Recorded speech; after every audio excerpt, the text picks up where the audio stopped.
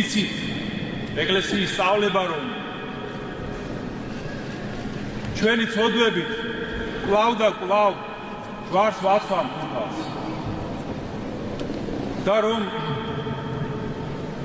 იგი მოვიდა დედამიწაზე განკაცდა იბნო და მოკვდა იმისთვის რომ განგვათავისუფლოს ცოდვების ტყვეობისგან ცოდვების ტვირთისგან უფალიც სწორედ ამას ელოდება ჩვენ რომ ჩვენი ცოდვებით დამძიმებული და დაჭრილი სული ვაიძულოთ მივმართოთ ღმერთს ხსნისა და წყალობისთვის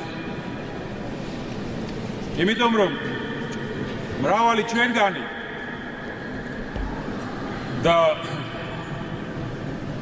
ზოგიერთი წლების განმავლობაშიც კი დამოუკიდებლად ცდილობს რაღაცა გამოასწოროს თავის სულში, თავის ცხოვრებაში, ღმერთის გარეშე, თავისი ძალებით.